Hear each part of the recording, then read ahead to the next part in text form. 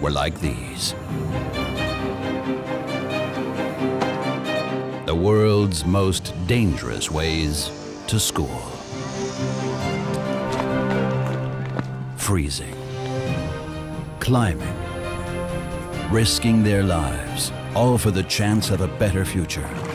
Spectacular and sometimes simply beautiful. The world's most dangerous ways to school. Zamboanga del Norte, a peninsula in the southern Philippines. Children who want to get an education here have one of the most dangerous and most extraordinary ways to school. Their school is located in the heart of the mountains, deep in the rainforest. In circumstances like this, it's hard for many students to get an education. Some walk alone through the jungle for hours. Others risk their lives in order to make it past this, Pampang, a steep face of rock and boulders overgrown with moss and tree roots. A gigantic wall that the children must climb every single day in the hopes of a better future.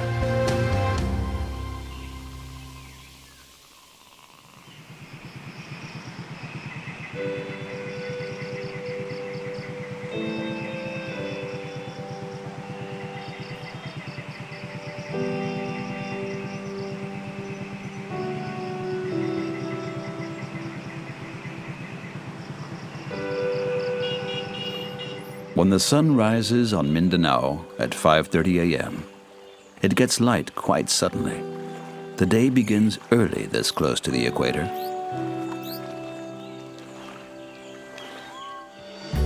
Zamboanga is located in the northwest of the second largest island in the Philippines. The thinly populated coastal strip gives way to sharply rising mountains.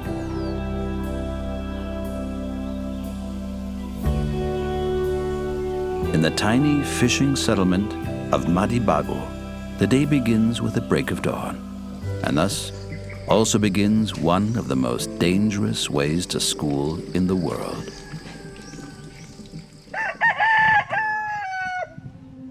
When the rooster crows, Aida Proceso wakes her family. There's no time to lose. Her daughter, Ivy, has class in 2.5 hours.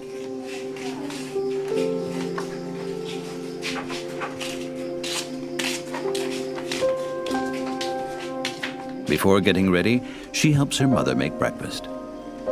Like every morning, there's rice, fish, and moringa. The Procesos can't afford anything else. Like 86% of the Filipino population, the family lives in poverty. I go to high school in Oro. Sa Oro National High School. It's a long and very difficult journey every day. Makapasok.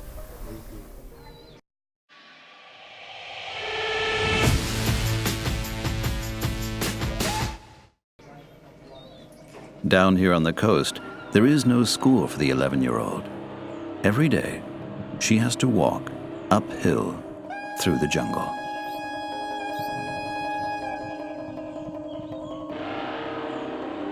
It's no coincidence that her school is located on the neighboring mountain, nor is it bad planning.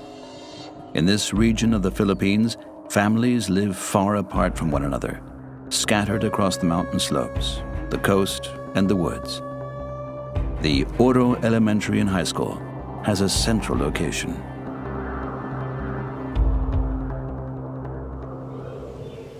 More than 2,500 feet further up, Ivy's classmate Ryan gazes dreamily down on the fishing bay. The 12-year-old lives high up on the summit.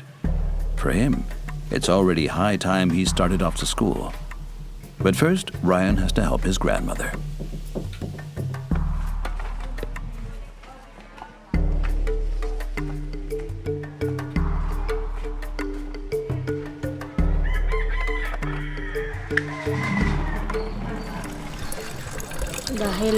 We're dependent on rain up here. If it doesn't rain, We don't have any water to Kuha lang drink. kami ng tubig sa ulan.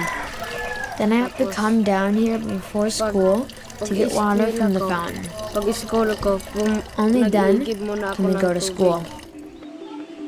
It's over half a mile to the fountain and back. But more than the long